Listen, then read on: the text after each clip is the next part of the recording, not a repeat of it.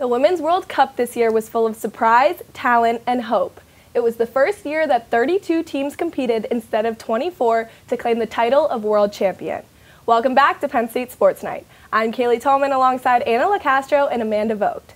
The U.S. came into the tournament with high expectations as the most decorated country in women's soccer. Unfortunately for U.S. fans, the team disappointed, making their earliest exit ever in the round of 16. Spain, on the other hand, brought their first Women's World Cup title home by defeating England in the finals. Spain also became the second ever country to win both the Men's and Women's World Cup. Let's get into it. So Anna, as I mentioned, Spain brought the title home for the first time ever, and it wasn't necessarily a team that we expected to be in the finals, but they absolutely deserved to be there with what they displayed the entire tournament. Tell me about the finals. Yeah, so first of all, obviously, like you said, Spain-England, not necessarily the matchup that we were all expecting for this World Cup final. I mean, as we all know, some teams that had some really high expectations on them, such as the US or Germany, made pretty much their earliest exits ever. So that left the floor open for these two new teams. I thought that both teams had a fantastic showing throughout the entire tournament, and I think we all know that soccer is both a mental and a physical sport, and I think the mental aspect really shined through in this final.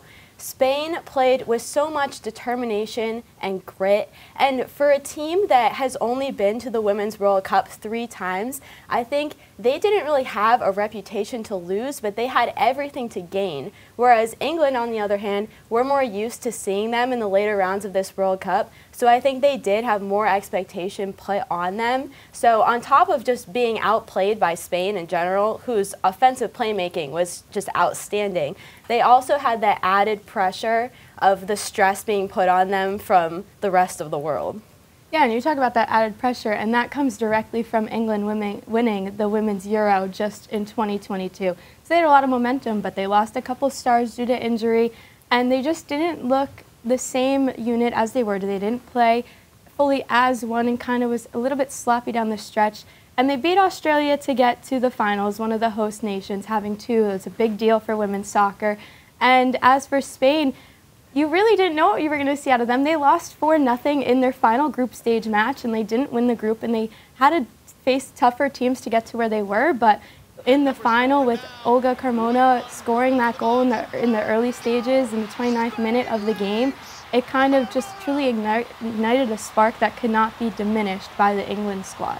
Absolutely, and I agree with both of you. England was really strong defensively all tournament, and I think if their offensive presence matched their defensive presence in the final, they would have had a really good chance against Spain, but Spain's technique on the offensive side really just took England to the house, unfortunately, and Spain managed to take it home, and honestly, kudos to them. Like I said, first World Cup ever, and they really did deserve it. Now, with all the joy that came with that World Cup, there was also a lot of controversy following the finals. The president of the Spanish Soccer Federation kissed one of the players on the lips unwantedly after the game in the celebration. Amanda, we've talked a lot about respect in the past in women's sports. How did you feel about this?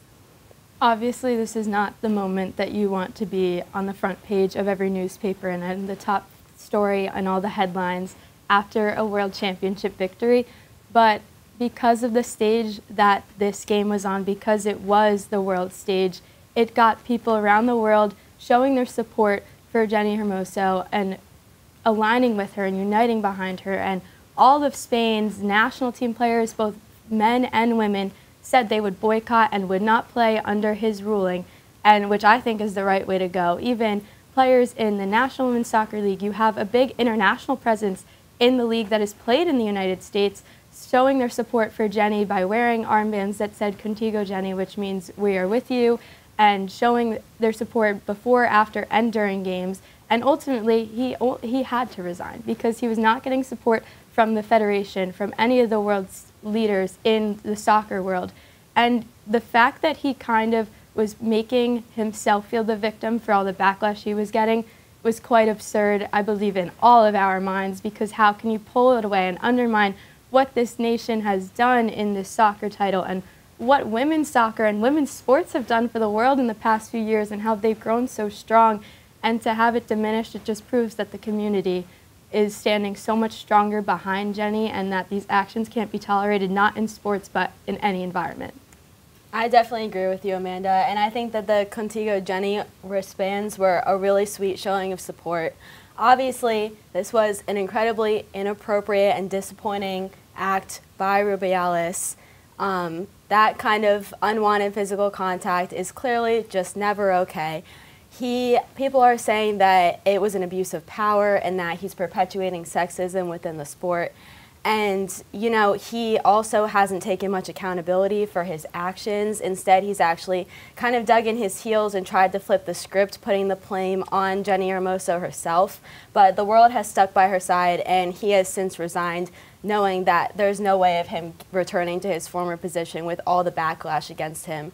And it's just really disappointing that obviously this took away from her being able to celebrate with her team in the moment, and it's also now taken away from the coverage of Spain's first World Cup victory and the growth of women's soccer in Spain. Absolutely, and you mentioned it's taken away a moment from Jenny, and I completely understand that. She just had this huge moment of joy that has now turned into confusion, heartbreak. I don't even really know how you would describe that, but I think what was really inspiring about all of this is how, like you both said, the community stood behind her, her coaches that were not the president, obviously, and then the other players, and then players around the world all stood behind her, and I think that just shows how women and honestly all soccer fans are now standing up for Jenny and other women who are going through the same situation, and unfortunately it happens all too often in the sports world. And now finally, like I said, this tournament came with a lot of surprises. Anna, what are some takeaways you had from the U.S.'s performance and the World Cup moving forward? Well, you know, obviously I am disappointed with how the United States performed. I mean, us three all sat down here at this desk together last spring and predicted a pretty clean victory for the U.S., which obviously is just not how that played out whatsoever. But that was, I mean, that's partially due to just a lack of preparedness from the United States and an inability to predict the talent and skill of these teams that they were going against, and also maybe some poor coaching decisions and bad substitution choices by Vlatko, if you ask me. But on the other hand, as someone who grew up with soccer as pretty much their entire life, I am just like filled with pride and so much excitement that the sport of women's soccer has grown so much and will continue to grow in different countries all over the world. I mean, it was so cool to see countries like Nigeria and Jamaica make it to the round of 16, or Colombia make it to the quarterfinals.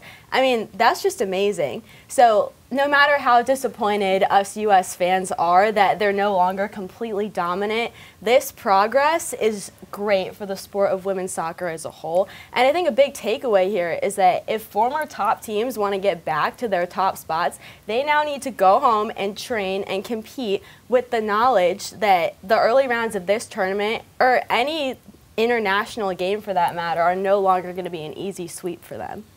Yeah, I couldn't agree with you more. We saw 8 new teams enter the World Cup stage, and the storylines from this World Cup were second to none. I mean, you saw it coming from every aspect, every game throughout the middle of the night for us. I mean, that was kind of the only downfall, where we had to wake up at 3 in the morning to watch these teams play, but it was worth every minute of it because of the standard.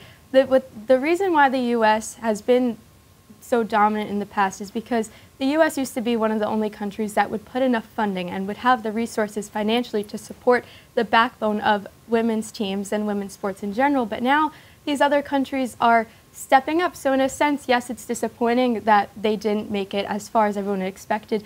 But it's also at the same point, when you flip that coin, it's so special that these other teams finally now have the chance to go out and perform and dominate. I mean, it's definitely a little weird that the U.S. is now 3 in the FIFA World Rankings, with Sweden taking over #1 and Spain at #2 after their title. But it's definitely something that the U.S. will have to train harder for. You talk about the standard and Carly Lloyd all over the Fox News broadcast talking about how she saw some differences, and now Vlatko Andonovski is no more, so whoever fills in that role will have a lot of work to do. But there is a strong foundation in the U.S. team that they still will not be counted out, but now the expectations around the world have tilted, and it couldn't be for a better reason.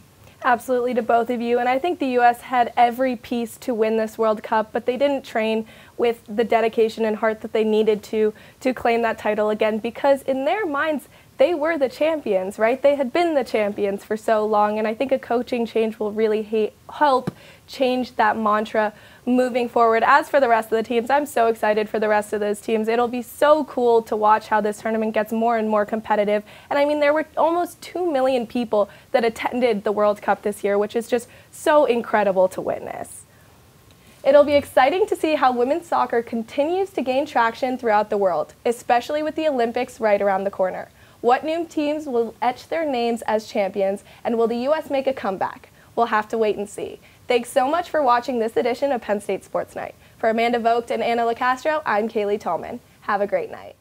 Hey everybody, thanks for tuning into this edition of Penn State Sports Night. For more content like this, be sure to subscribe to our YouTube channel, give us a like, and follow our socials down below. And as always, we are Penn State Sports Night.